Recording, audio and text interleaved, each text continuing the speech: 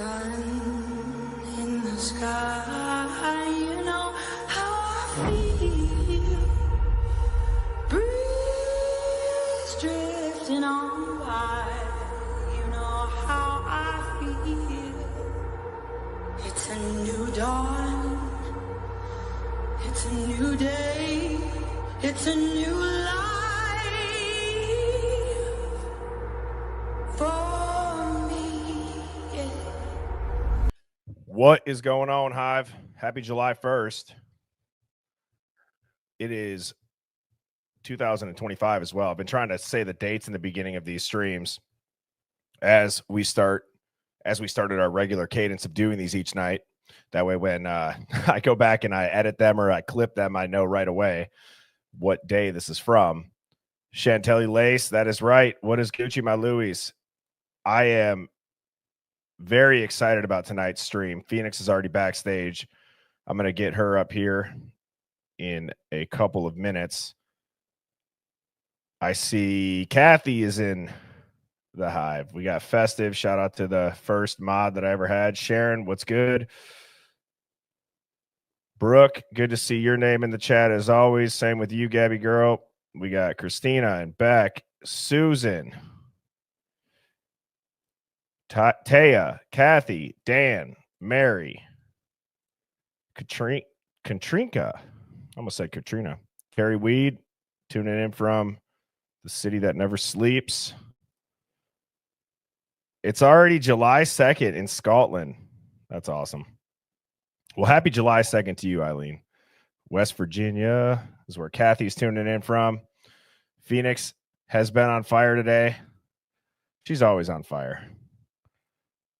How's it going, Ashley? 1111, make a wish. Jeremy, good to see you.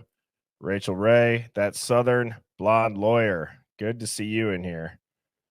Y'all look at US First Garza. Good to know. Motoman X, thank you so much. I appreciate that.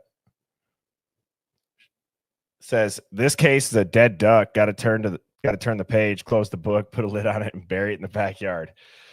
You never know. You never know. It could be. Teresa's tuning in from Wisconsin. Karen from Oklahoma. Sherry from Minnesota. Reggie from Missouri. My first dog's name was Reggie. I don't know why everybody needed to know that, but Pennsylvania, Eastern North Carolina, Florida, the UK. Love our UK folks. Austin, the neighbor in Kansas. How's it going, JoJo?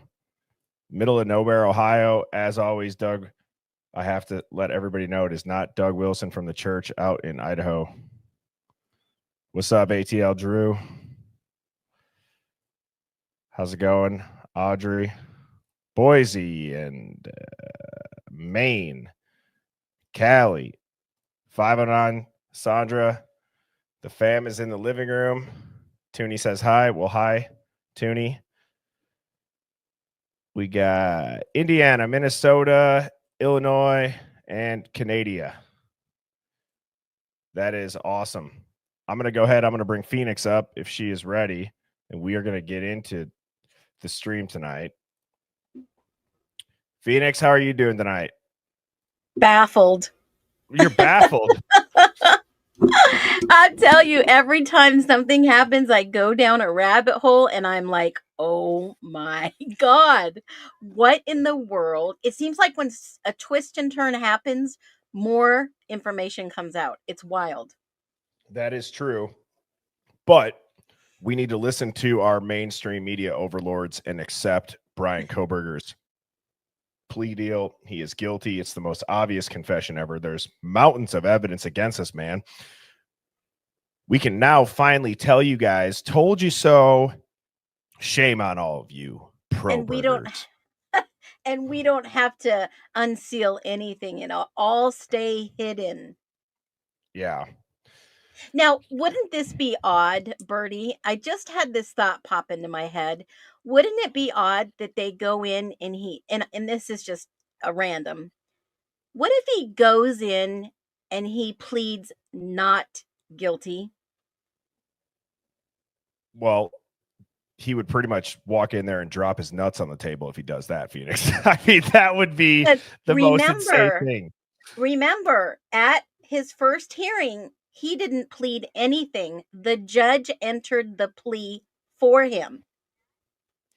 And there was it, I think it was that Southern Blonde lawyer for the Hive Mind Roundtable, which I will have a date for the July Hive Mind Roundtable coming up here after this holiday weekend. I believe that she had told us the reason as to why Koberger didn't enter his plea and how it can be strategic. Yes. So is this similar?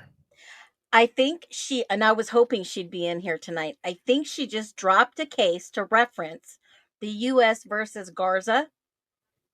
Okay. And I'm not sure what that case is, but she dropped it because the challenge, the indictment, she just typed it in there. Yes, wanted to challenge the indictment. Now, if that's the case, strategically, Anne has put I don't call it chess, I call it poker, because all the cards have to be shown by the prosecution. She doesn't have to show her cards. But if this is a way to challenge it, it would be absolutely freaking wild. And wouldn't it be interesting if they put a hearing on to catch the leak and the leakers show up? That would be interesting. And for everybody who is wondering what U.S. v. Garza, it was actually formerly Garza v. Idaho. It's a Supreme Court case that clarified how the Sixth Amendment's right to effective assistance of counsel applies when a defendant wants to appeal, but their lawyer refuses due to an appeal waiver in a plea agreement. The court held that when a defendant instructs their attorney to file an appeal but counsel fails to do so, prejudice is presumed under Strickland and Flores-Ortega, even if the plea agreement purports to waive the right to an appeal. The lawyers must file a notice of appeal when directed by their client. It's considered a ministerial task, and the client, not counsel, has ultimate authority. And there has been nothing on the docket to file a motion of appeal. There's been no mention of a plea other than what the media has put out there that's already on wildfire. Yes. And so I believe what that Southern Blonde lawyer wants us to connect with that is the Garza v. Idaho established that no appeal waiver can override a defendant's constitutional right to have an appeal filed if they instruct counsel to do so. In the Idaho 4 plea, even though Koberger waived all rights to appeal, Garza ensures that if he later instructs his lawyer to file, the counsel must obey. Wow, that is awesome. Thank you. So that is awesome. I've been down that rabbit hole today, and I've been thinking about it, and it just hit me like I said 5 minutes before I jumped on. What if this was all strategy? So I've been all over the strategy today, and if it's to get him out of the DP, then that is the perfect freaking strategy. It is. And I don't know if you guys can see what I have the theme as for the case today. Oh, it's a leaked text message from Gonzo Gonzalez. This case is a train wreck, and that might be the most true thing that he's ever said as far as what gets leaked. But Phoenix, what do you say we get into the Hive Mind finds? And I got some interesting slides prepared. Sounds good. When did he post this case as a train wreck? So this was July 25th at 1:03 p.m. Last year. Okay, so, and I have I actually went through, you guys will see it. Okay. I went through and I watched a full video on these leaked messages, and I watched them at like 0.75 speed because the person was scrolling. So I screenshotted everything that has to do with Dylan and the grand jury, and then the informant aspect of it. So we will get into that, but we will start with some Hive Mind finds, and this is very interesting. I believe Amina sent this to me, but she had emailed me, and if you guys have a Hive Mind find, it's birdieBombshell00@gmail.com. What if he is taking a plea deal only to prove he did not do it? What if Ann Taylor is determined to expose how dirty this whole investigation was? and privately test the other DNAs found in the house and under Maddie's fingernails. I just don't get, why would he take the deal? Why would the state offer it now? Nothing makes sense. She sent me the link to the Innocence Project. Why isn't it pulling up? Open.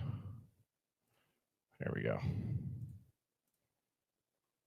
And it lists 31 individuals that pled guilty to crimes they did not commit, usually seeking to avoid the potential for a long sentence or a death sentence. They served a combined total of more than 150 years in prison. What's this last part?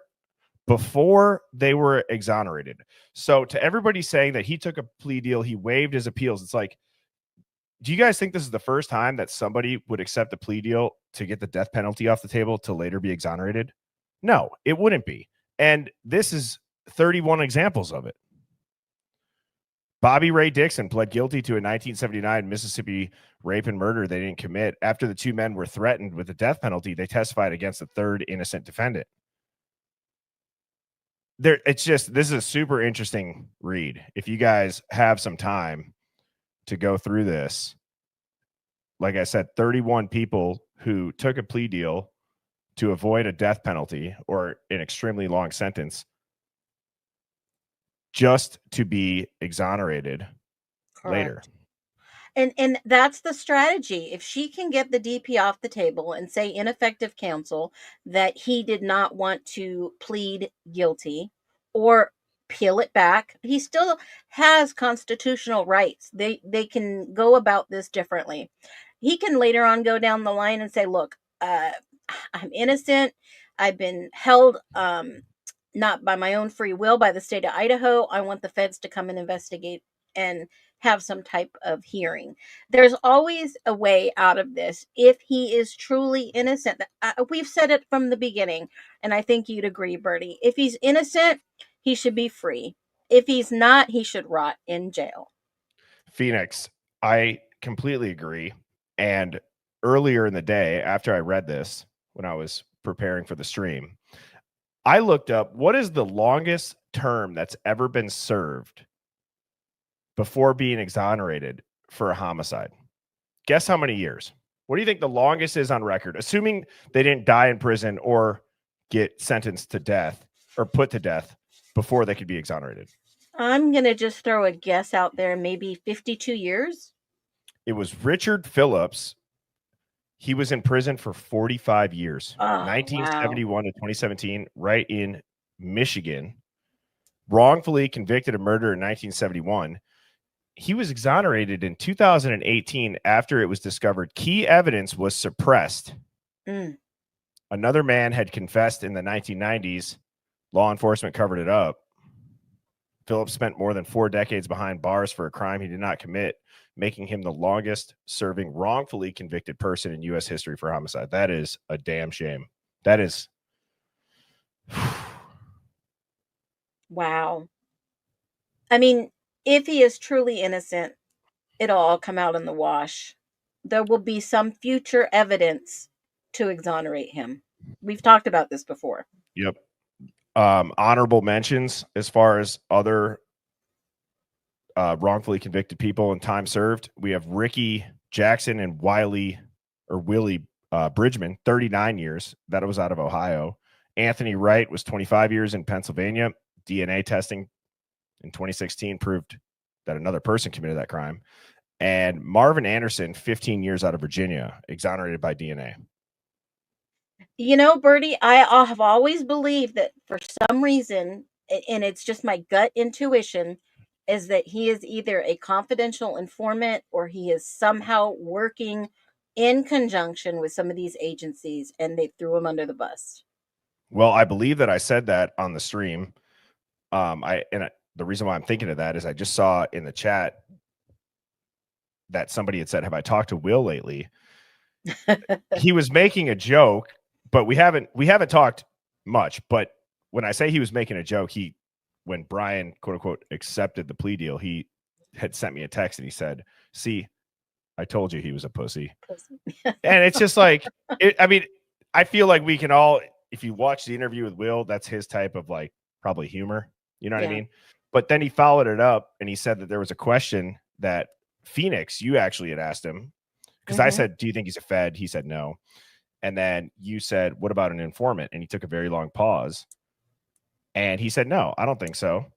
And he said that question, since we've asked him it, he has not stopped thinking about, because when they would go pick up bundles of H, is how Mhm. he worded it, he never once saw Bryan ever use. I knew it. Just something in my gut tells me that he was put there for a specific purpose and a reason. And what if Bryan Kohberger took down the entire cartel? Well, and I have some slides coming up here. We will get to them after the Hive Mind finds Phoenix, that I think there's going to be some teeth to him. So the next one, this kind of gets into the just Idaho being a portal to hell between this case and then obviously the domestic terror attack on the first responders and firefighters. There was actually somebody in our Discord, Phoenix, who is neighbors with one of the firefighters that was unfortunately shot and killed. Wow. I am so, that just breaks my heart. It is heartbreaking. And so the Idaho Tribune said, breaking, new photos and videos have emerged of the Coeur d'Alene firefighter shooting suspect, Wes Rowley's TikTok account. According to these screenshots, Rowley was allegedly a brony, a boy interested in My Little Pony, and used the hashtag furry. So obviously this picture, I put it through the AI GAN recognition system. It said it was fake. I mean, this dude, I don't know how old these pictures are. Obviously, you see here that video. This is a screenshot, so it won't play, but he's dancing around in furry stuff. But oh my gosh. Sorry, Birdie. I'm just like, well, why is it that, what I was just gonna say, why is it that these lone wolf young kids, and I'm gonna call him a kid, I know he's 20, you guys get my point. Why are they always, there's the same narrative about them? Seriously, if you look at any kid, as far as in recent memory, they're all the same type of kind of weird, not many friends. I mean, you might even be able to include Kohberger in that as far as the narrative is concerned, obviously. You know,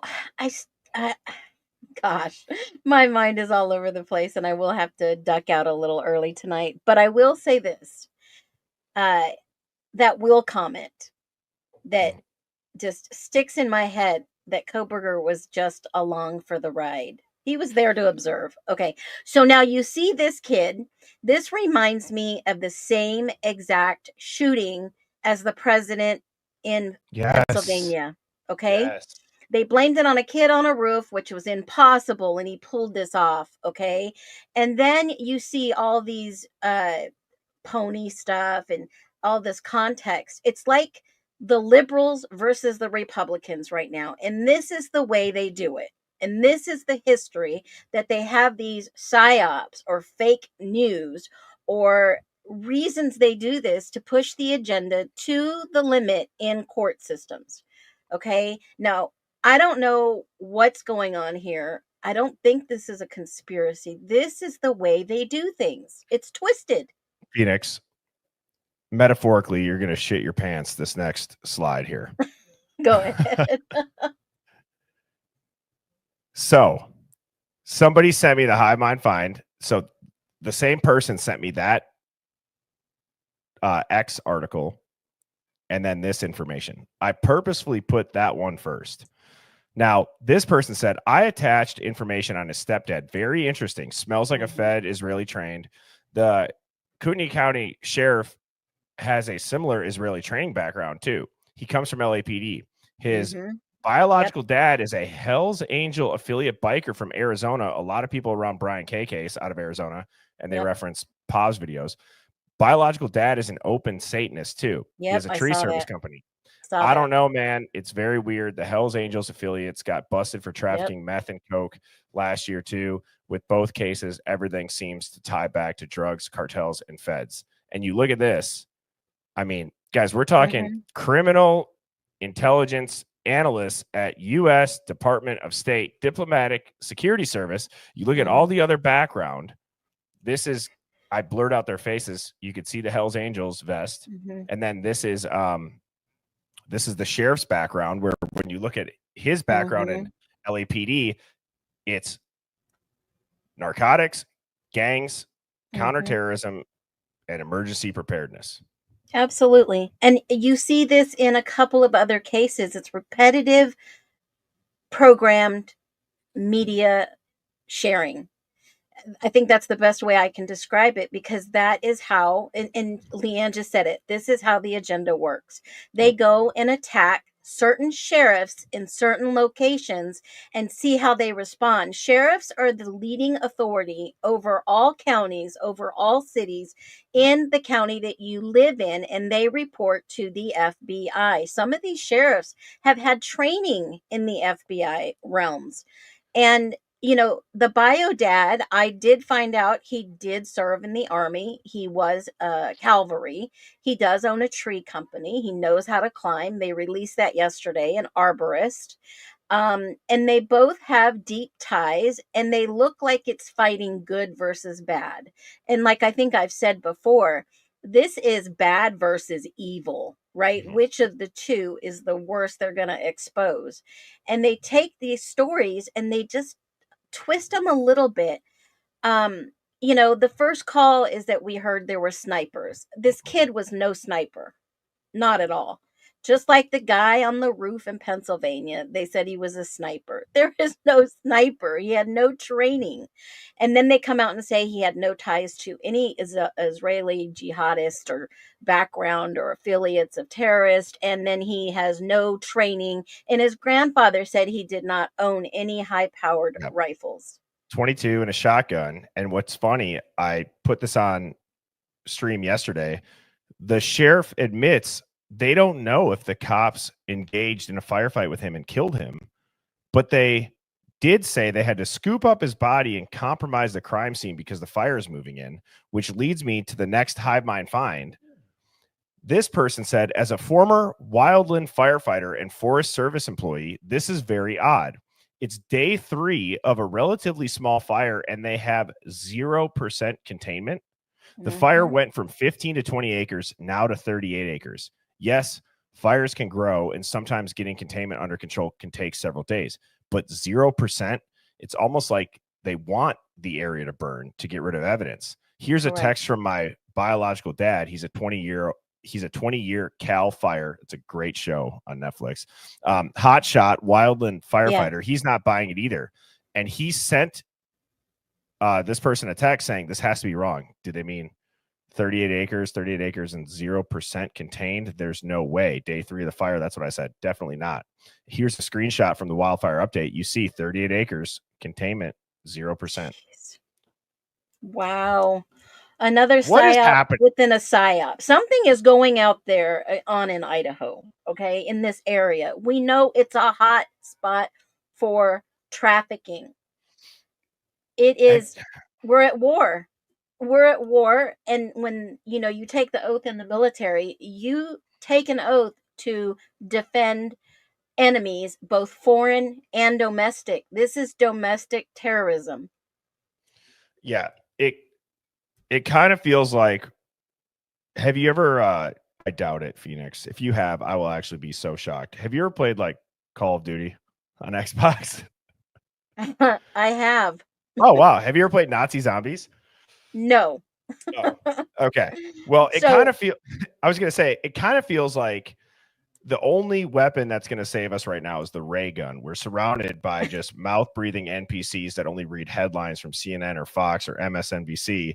And if we don't have the ray gun, we're going to get overwhelmed by a bunch of people who are just seeing the plea deal and told you so and yada, yada, yada. But yet they won't look into, wow, the same day that Bryan Kohberger is going to, quote unquote, accept a plea deal, a kid who has ties to everything that people have suspected might be involved in that case, intentionally sets a fire and starts shooting first responders. Is that a coincidence? You know how we feel about coincidences. They're So mathematical term. I scoured the sheriff's office in, the most wanted list, the current arrest warrants, bench warrants in all of these counties surrounding. I found some interesting stuff, but I didn't find what I thought I would find yet. And real quick, Phoenix, I have to make a retraction, although I said it's being speculated on. Tanner Leach, I believe, he was not killed yesterday. Correct. That was just chatter online. So they have released the victim's name. I just wanted to, or the victim's names. I just want to make sure that I put that out there, that was prior to their press conference of when they released the names. Right. And that's not even his real name. Well, that's what you also had said. I think Leaches, though. Leaches, but I don't think Tanner. Leach is his real last name, but not his first or his middle. Yes. It's wild. So now this one kind of cracked me up. This was what the email said. It said, finds nothing but a pack of rat face MFs peddling scripted BS and calling it justice. And it's very obvious that they put this car in reverse, yet keep the time going. So when you watch this full video, you'll see it right away. Look at the car pulls in. That's going in reverse right there. You can see the tail lights right there. Now it's going forward. Yeah, shout out to only available but not available. So there it is, going backwards, headlights in the back. There's the tail lights right there. Up there they go. Unbelievable. Wow, now, nothing is as it seems. Nothing is, and they are some rat-faced MFs over at Dateline. So now here's what I did with these, Phoenix, because in the theme of, and thank you to everybody who did send me the Hive Mind finds. I spent about 2 hours today trying to get back just the emails in general, and with everything that was going on yesterday, and then I think the previous week I was out of town, I wanted to make sure that I put a healthy amount of Hive Mind finds into the stream. I love going through them. So again, it's birdieBombshell00@gmail.com.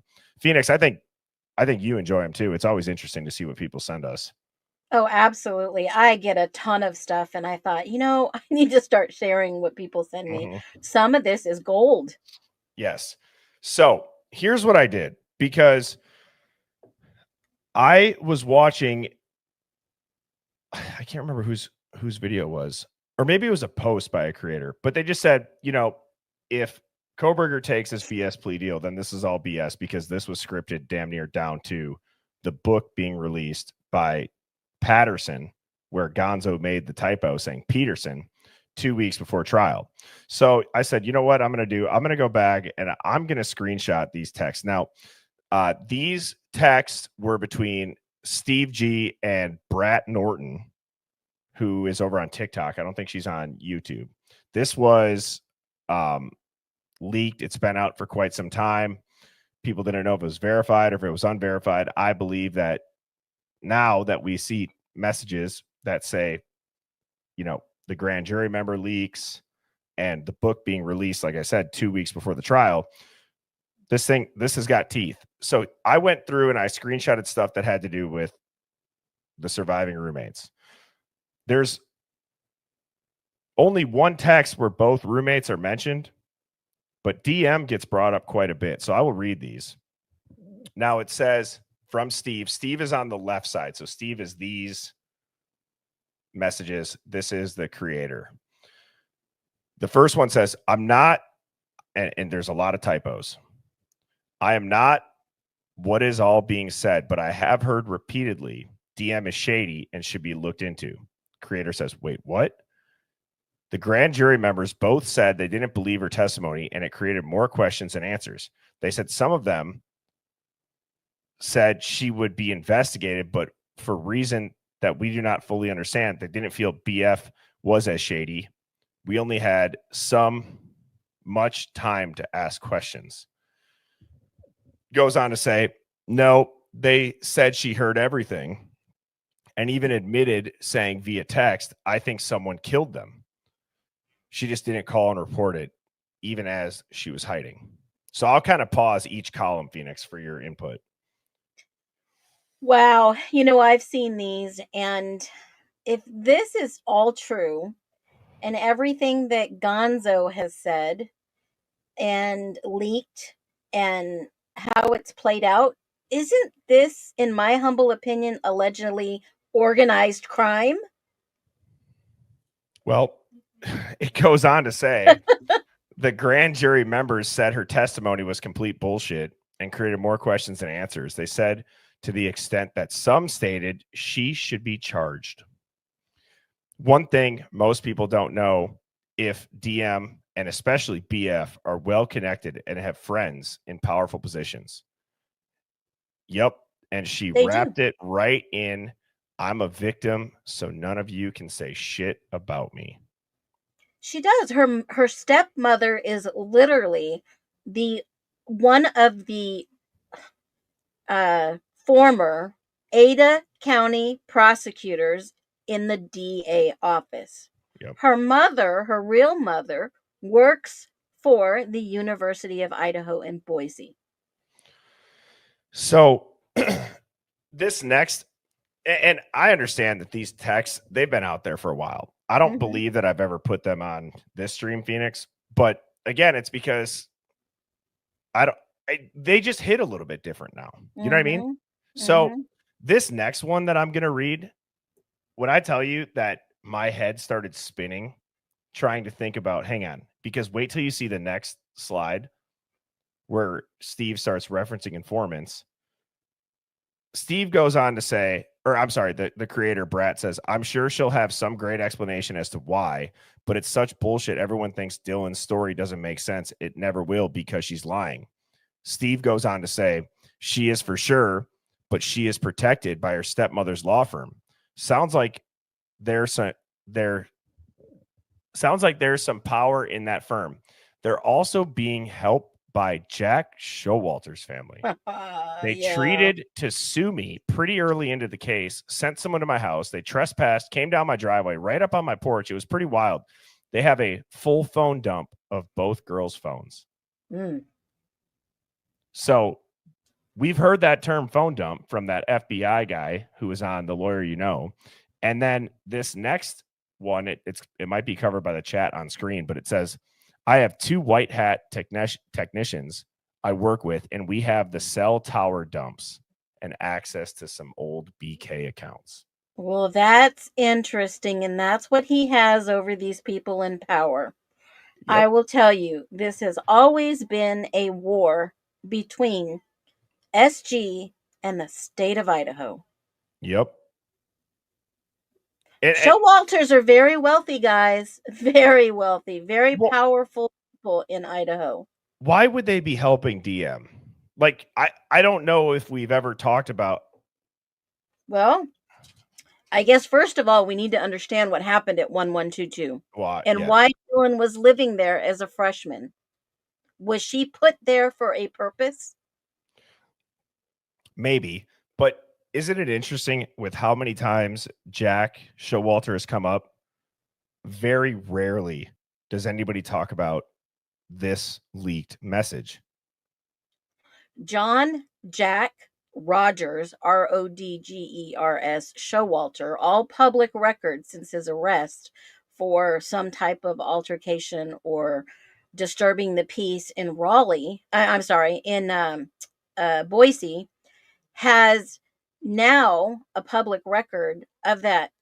And I'm wondering if they did test his DNA, because Hitler said the 3 people that they put as alternative perps, besides Cole B, had been tested and they were negative. So my question with the DNA with Showalter is, did he give it? Did he cooperate? Was that one of the people that she named?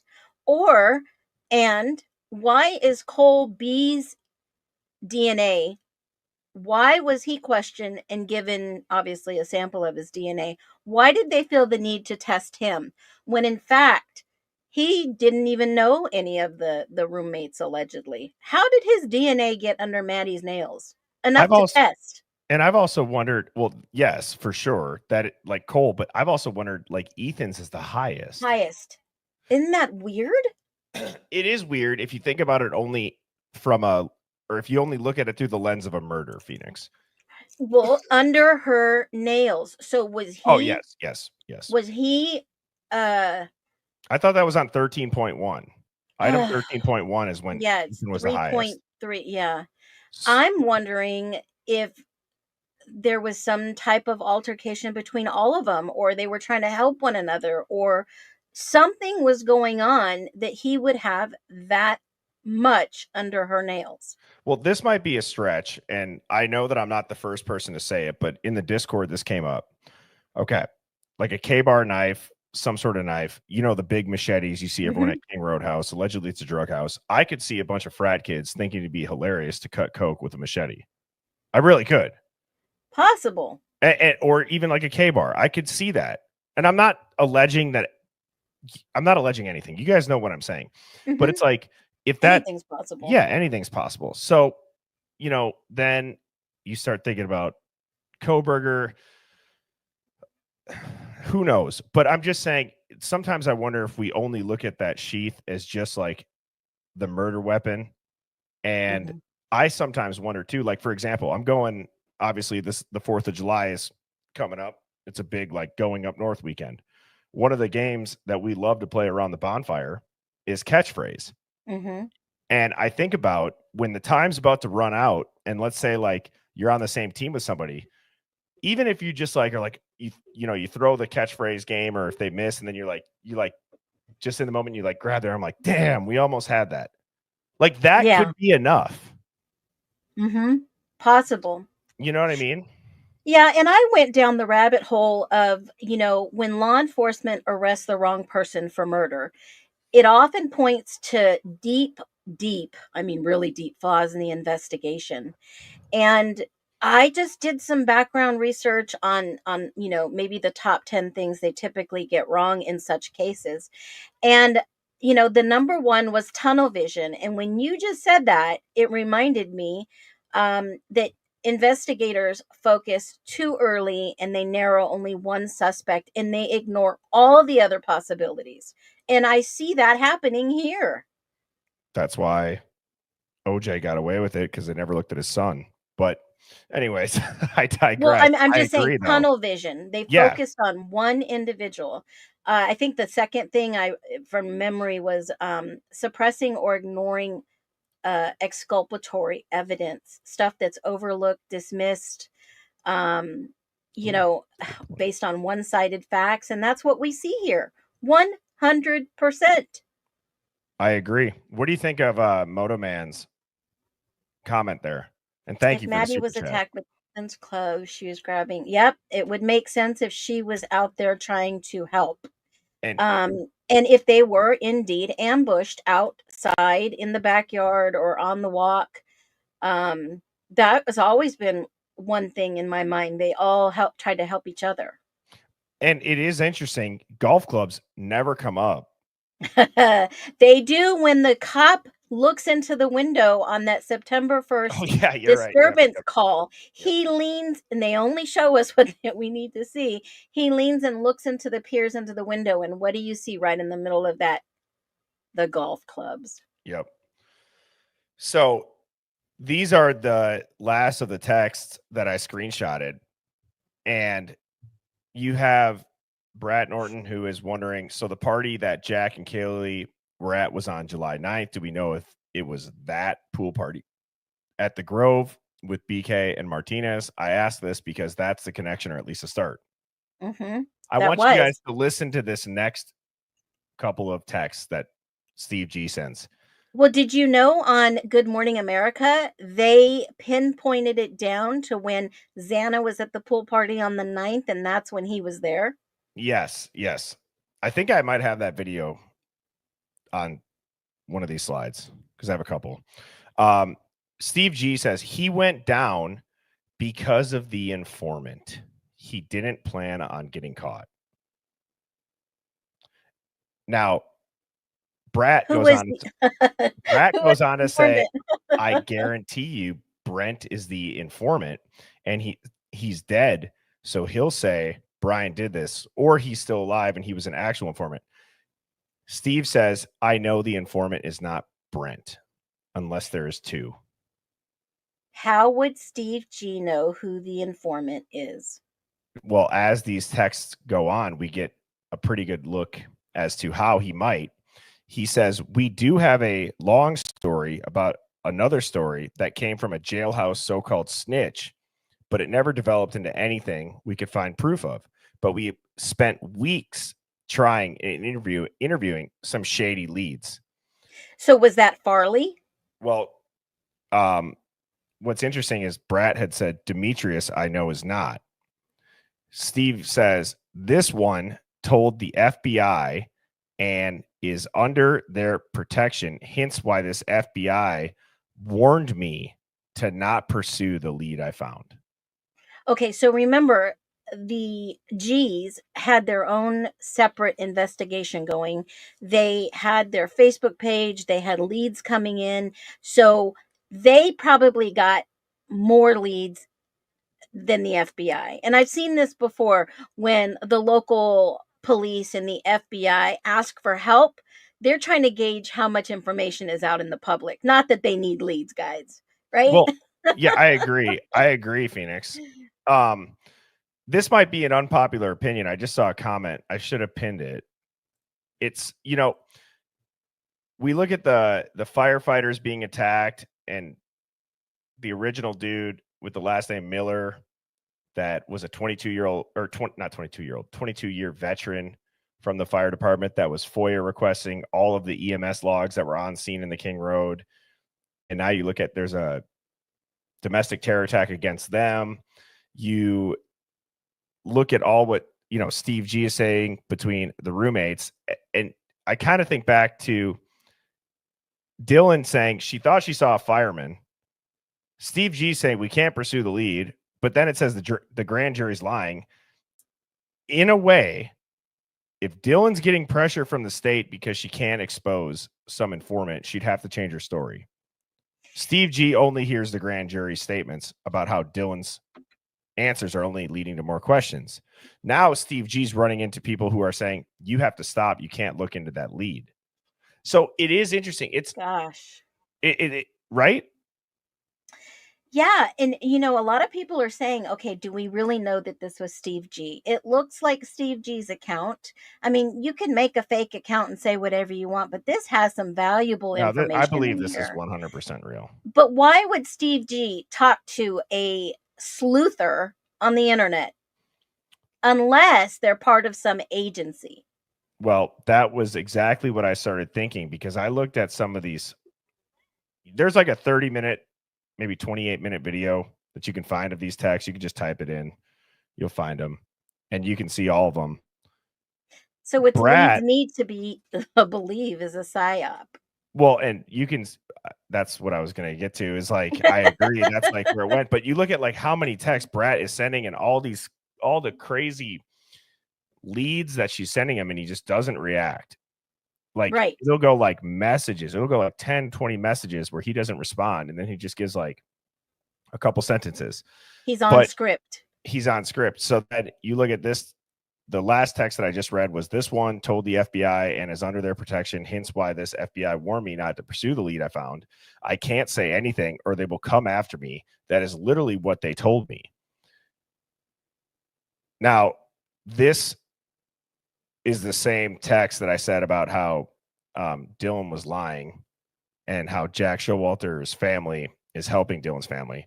But Steve goes on to say, I can ask Shannon Gray, the prosecutor. Thompson has said he will keep us informed on the news of the case as king as we play nice with the media coverage, which we have done considering the mistakes we are aware of and kept quiet about. What did you hear? I can ask them directly. And if it's true, that would scare them to lie about it. We have to go to Moscow this Friday to pick up Kaylee's items from the house. Wow. This just screams to me like this is an agency scripted play. And everything that we've been watching is theater, right? Mike said that. Mike Weimer. He was spot on. This is some scripted play. And like I said, would this be considered corruption and organized crime? Someone in the chat said DM and JS are cousins. DM and JS are cousins. I didn't see. Steve said on script until they fed him over. Now he's dragging the U of I. Well, the U of I is already in so much deep dog poop here because of the unalivings, because of the sale of U of I to Phoenix, another Arizona connection. And, you know, who hires a president of a university that has no experiencing managed universities? This guy is a finance guy. I believe he was put into play humbly to make that sale happen. And I didn't put this text message on there, but if you watch the video, you'll see a text where pretty much everybody but Shannon Gray, and Steve says, and I mean everyone, and he puts everyone in all caps, is from the U of I. That's in that courtroom. Absolutely. Didn't I say all the way to the top, even Brad Little that gave $1 million on the fly to the U of I after this happened to beef up security? It's crazy. Now, I have a couple of videos here. I'm sure you guys have seen this. We're going to watch this. This is Steve G on News Nation last night. Coco. Look at her. Shout out to Coco. She's great. All right. Let's watch this. Phoenix, let me know if you can hear it. Just give me a quick yep when it starts. I want to bring in Steve Gonzalez. He is the father of Kaylee Gonzalez. His attorney is Shannon Gray, who has stood by him steadfast from the beginning. Steve, you know, I don't know what to say. You're the first person I thought of when I heard this news today. I reached out to you right away, first to tell you how sorry I was, because I know how this is landing. At least I think I do. But I wanted you to have your say. I wanted you to be able to say out loud for everyone to hear what this means to you and your family. This is anything but justice. This is the opposite of our will. There was no majority believing that this was acceptable. I want to honor all the police officers, the FBI, and all the people that work their tail off. The failure is at the court level, 100%. But the men in the boots on the ground and the women that were out there working, I want to honor everything that they did for our children, 100%. The fault is in leadership and the people that you place this evidence upon. They were weak. They decided to play God and decide what this man's decision should be, and not a jury, not a peers, not his peers. They, you know, so that's where we are today. Walk me through what happened. Brian Enton, you know, did some really great reporting at the top of this show here, but tell me from your perspective how the last 3 days have played out. I would say ever since Hitler has demanded an independent investigation, they couldn't get away from this case fast enough. They've done everything to make this case go away. So I don't know what that entails, but he said he was going to have an independent investigator, and all of a sudden we seemed like we were on rails to get rid of this case and make a plea deal. I mean, he's guilty. We all know he's guilty. There's more than enough evidence, but it's tough. It's tough to put a community through this, and it could be bad for reputations and business identities, and there's fallout. But this isn't the will of the victims. This is just one person making a decision, and it doesn't reflect what we were asking for. Steve, did anybody ever call you from the prosecutor's office to just personally discuss this with you? Did anybody offer to meet with you in person to go over this potential plan? We have meetings all the time on, particularly a lot of times on Friday. No. We had this regular meeting that we have to try basically do an update of what's going on, where things are at, because Idaho is actually an amazing state where it really does care about people. We just get one or two, people who just don't care about the victims and don't care about justice. And it's easy to take the weight out. It's easy to make an excuse and say, I'm doing this for the victims, even though I've never interviewed the victims. I've never really talked to them to find out what their true feelings are. So here we are. We're stuck, and we can't get out of it. I ask your audience if anybody knows Judge Hippler, reach out to him and ask him to put his foot down and not accept this offer. So I put out a short or whatever it's called on YouTube and a TikTok saying, why is nobody looking at that comment right there? While I understand that you can make an emotional argument, although we don't really see much emotion other than anger and just like, this is BS from him in the last couple of times that he's been on there, or very like artificial swaying arguments of, we all know he's guilty, right? Guilty of what? Well, he never says murder. Right. He accuses him of being guilty. Guilty of what? Playing the game better than these guys? Right. And 4 consecutive life sentences. What I'm confused about is nobody finds it weird that the parent of a victim is telling Judge Hippler to shut down this appeal so that it can go to trial. Bryan Kohberger's best chance of getting off is at trial in this case. I truly believe it. Now, while Ann Taylor, again, if they accept it, it could be because with everything the jury wouldn't hear, with how sealed everything's been and what the cross-examination would limit, maybe she's jumping on the grenade and Bryan's going to be able to have access to ineffective counsel, or it's going to set him up for habeas corpus, or correct. There's terms that Bryan can agree to the plea on, like full disclosure, state concession, or to name a few, and that's all now on paper, right? So it is interesting that the victim's parent would even chance that. Like, I understand. I understand your frustration, but here Steve is saying, no, we want to take it to the jury so that we know that he has a chance of getting the death penalty. Steve has always been for the death penalty. If you watch all his other interviews, he wants that on the table. They had shirts made. They boasted about that. Their, Facebook page was shut down because of that.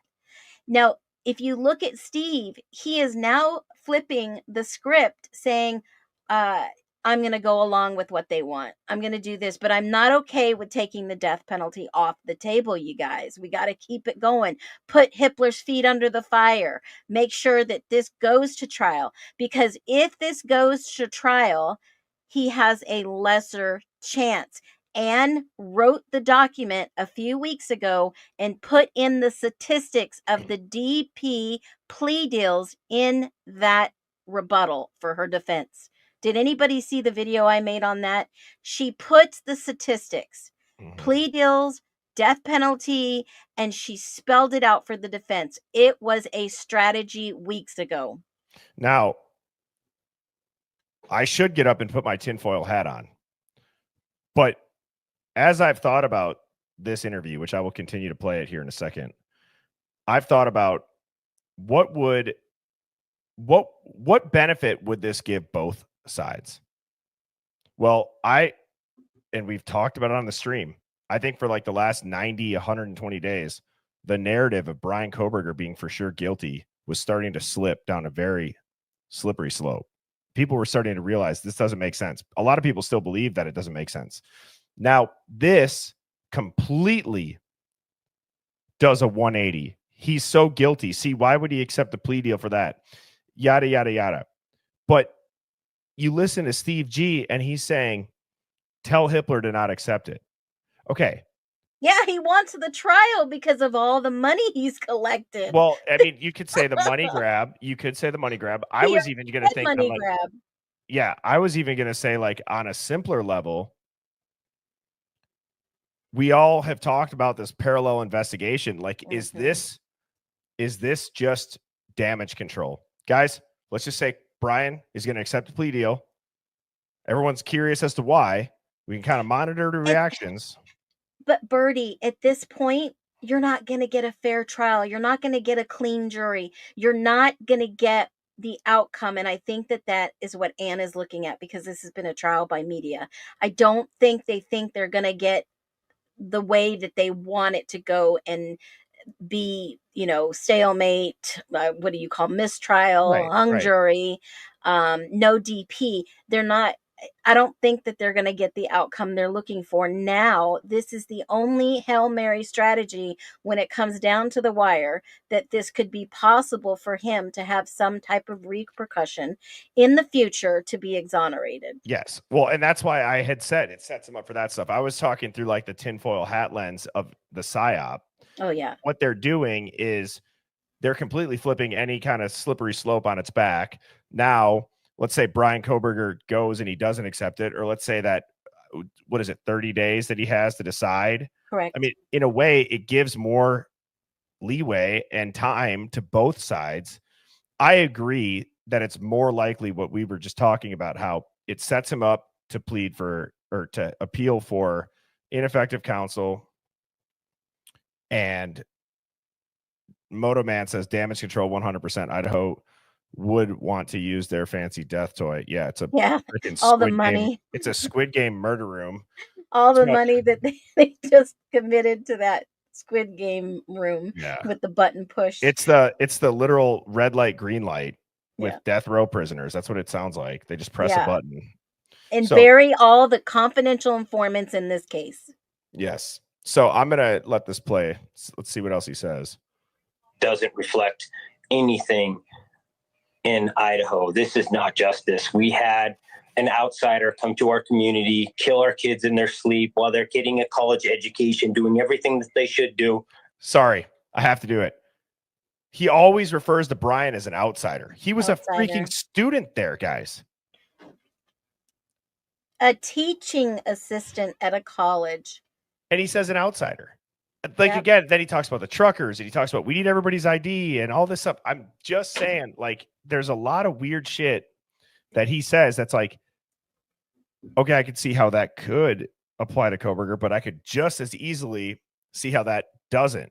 When you say outsider, that seems like an outsider that's coming there to blow up their organization, right? Yes. And we don't. Them. Yes. Don't have the courage to hold him accountable. No plea deal. Let's go for this guy. 100%. Let's do it. And that's how this family stands. Wow. Steve, I know that, it's no secret your daughter Kaylee was so close with Maddie Mogen, best of friends. And I know that you got to know the Mogen family as well. Have you spoken with the Mogen family, and do you know what their reaction is to this plea decision? We actually just had a meeting with the prosecution and just tore into it and made it clear that we were not in support of this, but we also invited other families into that, and I'll let them speak on their own. We invited other families. What? He's a Fed. He's a Fed. So is Bryan. He's got to be undercover Fed with an agenda to, I've seen this over the last few years with the liberals in Idaho, and I have nothing against them. They want to push their agenda. That's fine. But Idaho was the very last state during COVID to do whatever the rest of the states were doing. The last of the 50 states to get on board. This is crazy. And with that, Bertie, I can't wait till tomorrow. I'm going to stream it. I got to go to an appointment. But this is wild that he invited other families in. Was this his operation? Is he under the gun? Because I will say this. I don't know if he's related. I'm still doing genealogy digs. But Goncalves changed the name. There is a federal case. And now Bondi is involved in that case. I'll bring more later. Okay, that sounds good. Take care. Yep, Phoenix, have a good night. If you're streaming tomorrow, Phoenix, I am a maybe. So anybody in here, if you're looking for coverage for live. Phoenix will be live. I have my last meeting for work at 11:30. So obviously it's noon Central. I don't know if that meeting will be done early. So if I'm not, Phoenix Talks will be I streaming. will be live 15 minutes before the stream. The court case hearing tomorrow is at 11 Mountain Standard Time. Do your calculations tonight. Set your alarms. I will go live. And Bertie, we got to retire you, dude. I know. Still out here. It's all, you know what? We'll It's work funny. on it. Yes, we should. We should. Thank you. Have a good night, Phoenix. Thanks You for too. Bye. popping up. Yep. All right. Let's finish this interview. I'm going to let this play. I've watched this a couple times, so I'm going to take a leak while I let this play for a couple more minutes. I'll be right back. But we are in no way alone on this. Multiple families believe the same as we do, but I want to honor their abilities to speak independently and as their child. So I don't want to cross that line, but all I will say is there was no majority for this decision at all. And if they're not working for us, they're working against us, guys. I mean, we have to wake up to this. I mean, we have to hold people accountable. Coeur d'Alene just had a shooting where we attacked our firemen. People need to stand up to these monsters and stop freaking bowing down to them and giving them childcare. I mean, prison is nothing but adult childcare. You get free vision, you get free dental, you get free meals, you get AC, room and board, cable TV, internet access. It's ridiculous what we give our prisoners. Better than what we treat our vets. Our vets coming back from war with missing limbs. This is unacceptable. Shannon Gray, I'm going to ask you to step in as well. Judge Hippler, Steve just mentioned Judge Hippler in this case. I have to ask you as a matter of law, would Judge Hippler have been fully integrated into this deal plan? Meaning, this is not a surprise to Judge Hippler. Is he going to have to weigh this and then rule from the bench as to whether he'll accept it or not? Or is it a fait accompli by the time they get this far down the road that the judge will accept it? Well, I think a few weeks ago, Judge Hippler, talked about had there been an offer at all on this case. I think he mentioned it in the courtroom, and maybe that sparked something with the defense and the prosecution. I'm not sure. That being said, with a plea like this, it's with the life sentences and it's agreed upon by the state and the defense. There's small modifications sometimes that they can make to the sentencing regarding, restitution, some other things like that. But if the state presents sufficient facts to the judge or a plea of guilty to the counts, normally judges will accept that, and they'll let the defense know if they're not going to accept that ahead of time. So I would suspect that the plea will go through on Wednesday, and then they'll set over sentencing for a few weeks, and so the victims can be present to read victims' impact statements, etc. So, Steve, I covered a case where the defendant was so overwhelmingly guilty according to the evidence, and it was a death penalty case in Arizona, and that jury voted guilty, and they did not vote for death penalty. So that defendant, Jodi Arias, sits in a prison in Arizona as. See, that's another aspect of this. Why is he so sure the jury will not only convict him, but then convict him of the death penalty? And Joanne, like we were saying, if Bryan Kohberger walks into that hearing tomorrow and says, no, I'm actually going to plead not guilty, because don't forget that Southern Blonde lawyer explained it very well when she was on the roundtable. Bryan Kohberger did not enter his own plea when this all started. So it may seem like a stretch, but who knows? Who knows? We speak, and she had multiple access to appeals. I wonder if there's any solace at all in knowing that this can't happen to him at this point.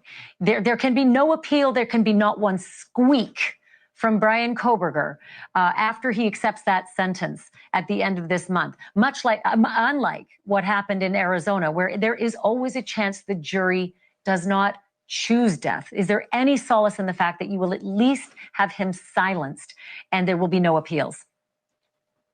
Absolutely zero. None. Could be no farther than how we believe. I want my community support. I want that jury to make the decision, not Thompson, not some old man who's 70 freaking years old deciding how my daughter's life weighs in a courtroom. That is not justice. That is not justice at all.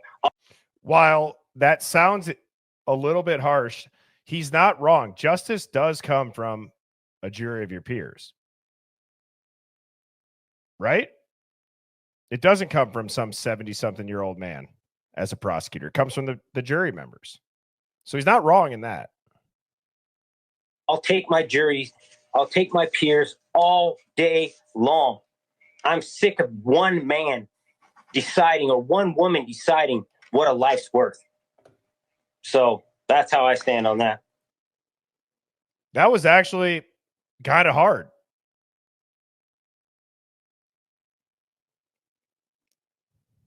Right? I mean, that was exactly what we've all been yelling from the rooftops.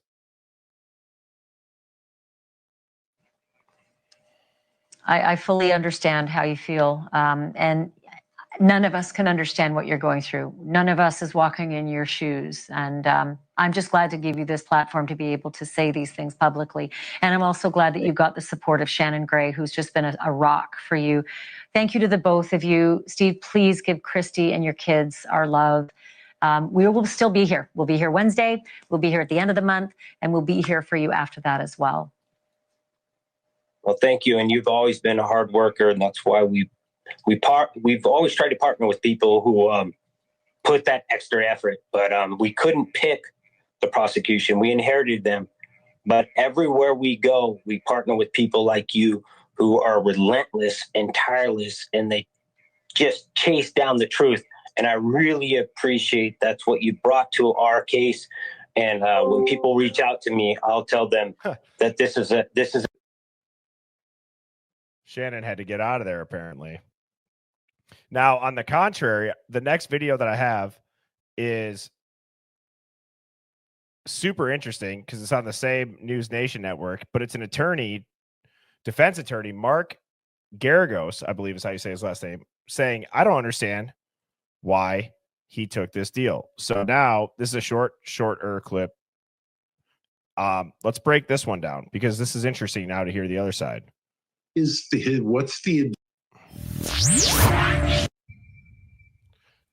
And also, I officially have YouTube Premium. I wrote it down. I made a Post-it note to shout out to whoever told me to make a Post-it note. It actually worked. Oops.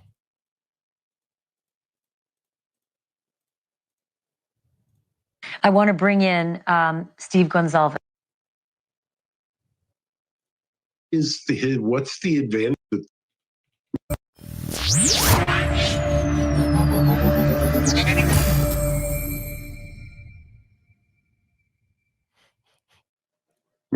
It shows you how jaded I suppose I am.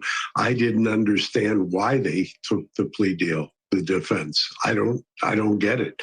This is somebody, that was my first reaction. I know that may not be a popular reaction, but what's the advantage of him taking a plea deal to life without and no chance of appeal when it's a circumstantial case?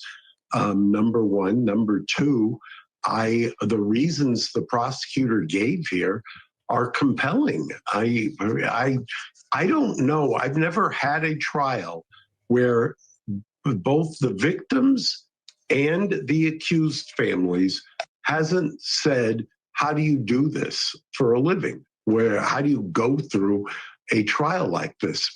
Trials are not easy. Trials are some of the most stressful, unbelievably nerve-wracking things you could ever go through. And the idea of having a defendant get up, plead guilty, accept responsibility, say, I'm not going to appeal, waive my right to appeal, and all he gets is he's not going to sit on death row for 30 years or until such time as the death penalty. Now, that is such a good point. Because right now, it's not that there's going to be a full confession. Right now, there's not, what do they call it? What do they call it when he has to speak? Allocution or something like that. So that is interesting. Guilty, accept responsibility, say I'm not going to appeal, waive my right to appeal, and all he gets is he's not going to sit on death row for 30 years or until such time as the death penalty may be eliminated, as it is in many states. I get the raw emotion. I get that, and I understand nobody. Look at how uncomfortable nobody's she going to is. second guess. Look at this. She's like, oh, fuck. Brian and I fucked up. Anybody who's had the unthinkable happen to them. So I understand that. Yeah. At the same time, please, why go through this just to have a jury say the same thing and then have to listen? If you're the guy, let me tell you what would end up happening. You get to a guilty verdict in that phase. You then get to a penalty phase, and you have to listen to mitigation evidence. If you were the victim at that point, and that's a legal conclusion, the victim, because somebody's been found guilty, you don't want to hear a litany of mitigation evidence about somebody who has been found guilty of killing your loved one. I can't think of anything worse. I don't want to hear about all the good things or all the problems or this or that. I just want the person gone. And I think there is some closure with somebody standing up and taking responsibility. And I think that with some hindsight and I remember, Ashley, you tell me, when we first talked about this, some of the victims' families were on your show saying that they were not supportive of the death penalty. So I'll leave it at that.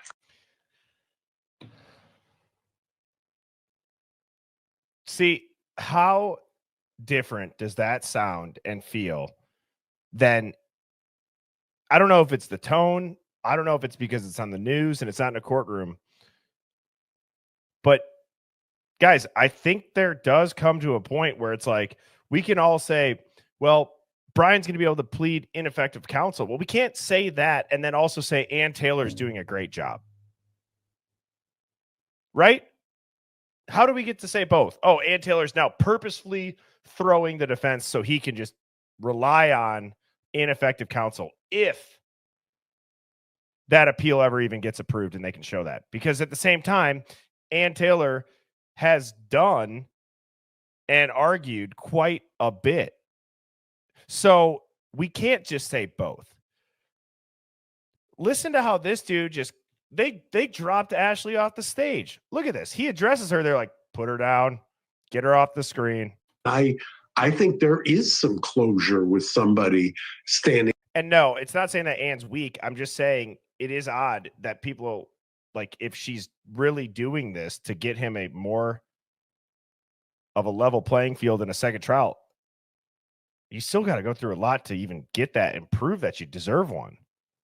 Up and taking responsibility. And I think that with some hindsight that, and I remember, Ashley, you tell me, when we first talked about this, some of the victims' families were on your show saying that they were not supportive of the death penalty. So I'll leave it at that.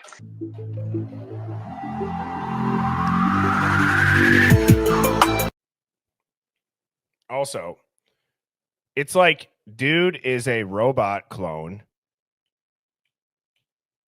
How do you keep that same? He doesn't move. Just to have a jury say the same thing and then have to listen. If you're the guy, let me tell you what would end up happening. You get to a guilty verdict in the in that phase. You then get to a penalty phase, and you have to listen to mitigation evidence. If you were the victim at that point, and that's a legal conclusion, the victim, because somebody's been found guilty, you don't want to hear a litany of mitigation evidence about somebody who has been found guilty of killing your loved one. I can't think of anything worse. I don't want to hear about all the good things or all the problems or this or that. I just want the person gone.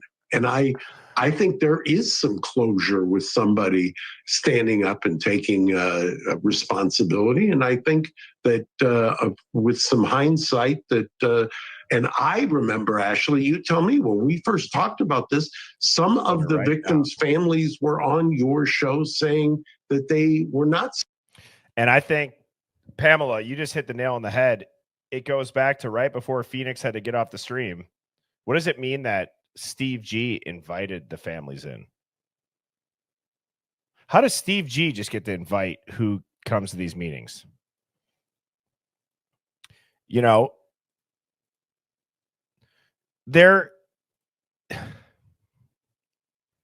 all right.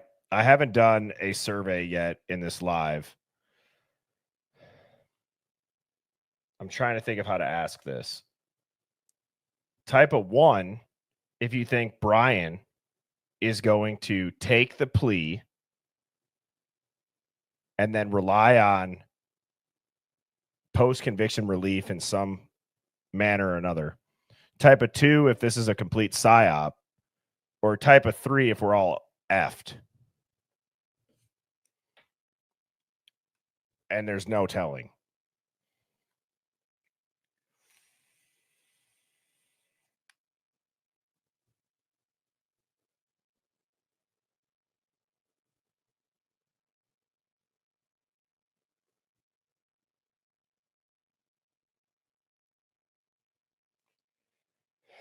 So I didn't plan on bringing this up just because it got sent to me at 6:40 and I had already had the slides done. But I'm going to share my screen here. Somebody sent me a comparative white paper just because I'm seeing so many 2s and 3s come in as far as a psyop and we're all effed.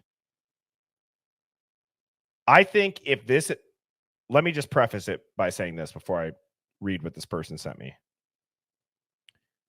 If Bryan Kohberger accepts it and relies on post-conviction relief in some form or another, I think we do have to also address that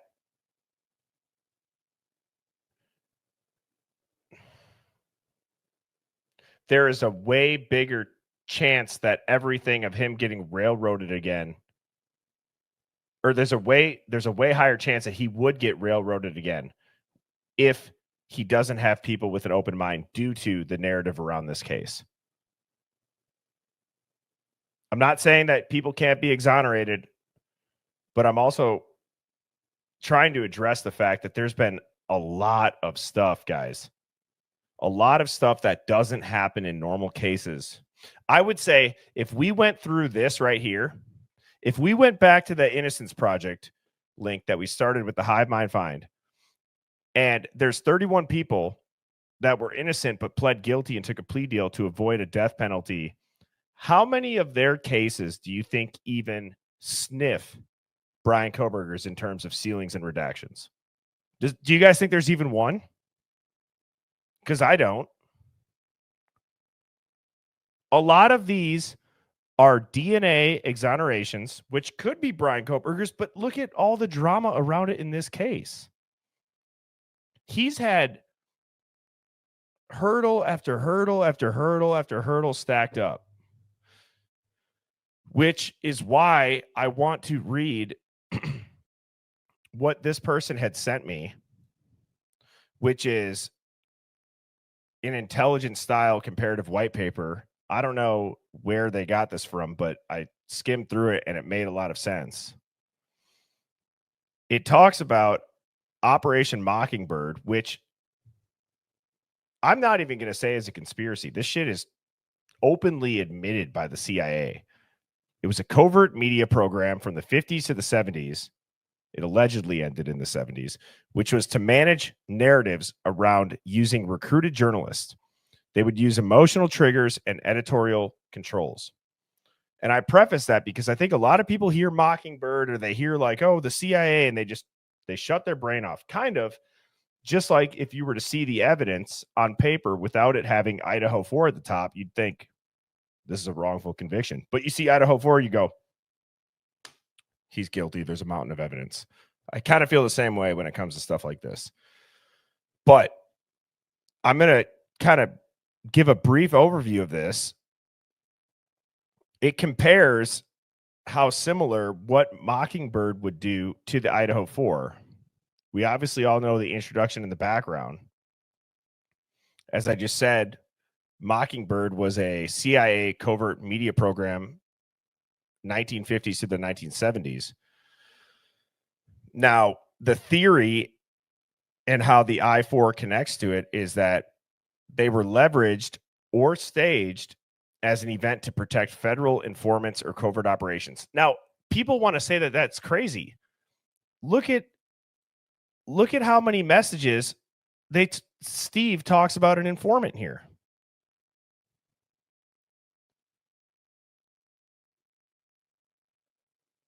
How much in this case can be fake or hearsay or whatever when it's literally got Steve G and a creator that they have it down to the date of the release of the Patterson book before the trial? These are like, when you look at this and the spelling mistakes and just the way it sounds, it's not AI. It's not fake generated shit. I believe these are real. Now, to go back to this, the Operation Mockingbird would always have editorial dominance, journalist assets, fear-based framing, selective disclosures, and the outcome was always to protect institutional secrets. Well, if you look at Idaho 4, it's a shock event to protect covert intelligence priorities. High emotion crime, public distraction, scapegoat, massive true crime coverage, and it accomplishes its goal. That talks about Judge Hippler. He's the bottleneck judge favoring prosecution, extended gag orders. Not just him, though. Pretty much anybody that's ever issued a gag order has been favoring the prosecution. Denied public request, the family trauma moral shield. The outcome is legal narrative control. Like, again, if you look at it, it lines up very closely. You got the lone suspect commits random murder. How many high-profile cases do you see on the news where you could just say this? How many cases? Let's actually name them in the chat. How many lone suspect, random person that snaps, kills strangers can you think of that's not just a school shooting? When I say not just, I'm trying to say as from a headline standpoint. But isn't it weird that this fits that exact same bill just with an alleged K-bar?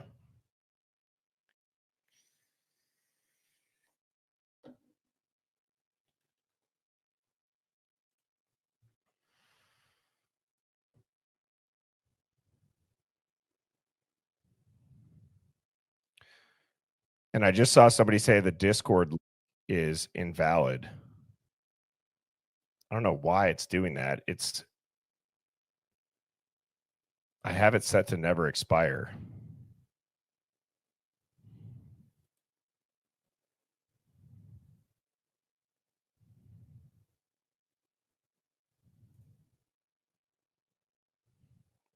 Zodiac.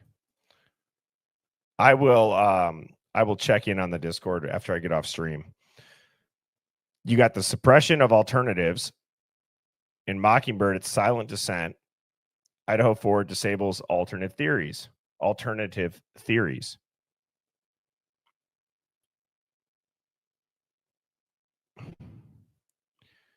CIA shielded, it protected federal programs in the Idaho 4.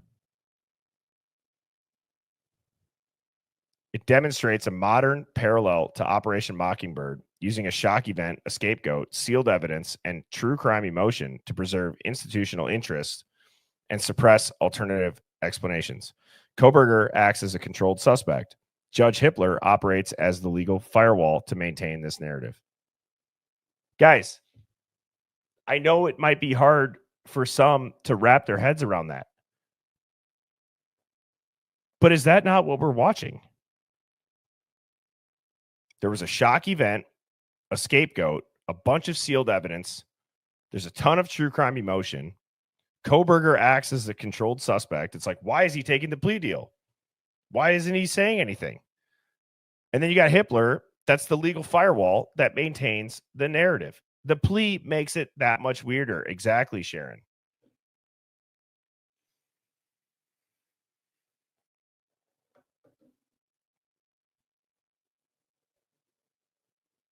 So,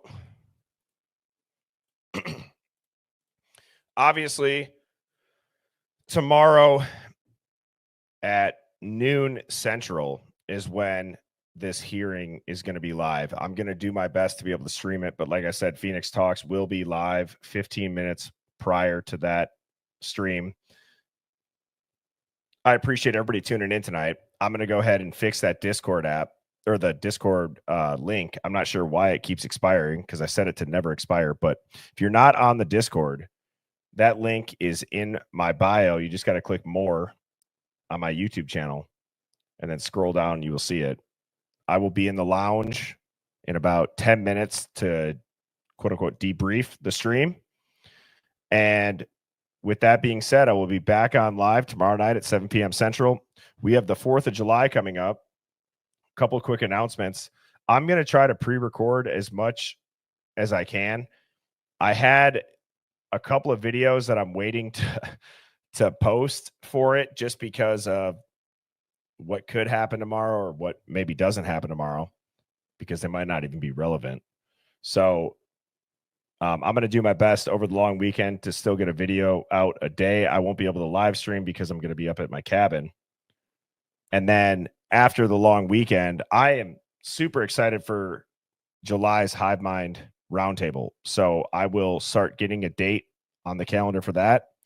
And I guess real quick, just to take a temperature check, type a 1 if you guys enjoyed the roundtable. I certainly did. I think that was awesome. It was so much fun. And I think that it's really just intriguing, maybe is the word, to see how many people are in the Hive that are tuned in and dialed in and just the backgrounds of everybody. So, yeah, that's awesome. I'm glad you guys enjoy it too. Shout out to the Hive. Shout out to my mod Festive as well as Beck. I don't think Mrs. Birdie's in here. She's working right now. Sharon, I did not forget. I do have to add you. But with that being said, everybody, I hope you guys have a great rest of your night. And I will be back on tomorrow evening at 7 p.m. Central. Cheers. Birds flying high, you know how I feel. Sun in the sky, you know how I feel. Breeze drifting on by, you know how I feel. It's a new dawn, it's a new day, it's a new life.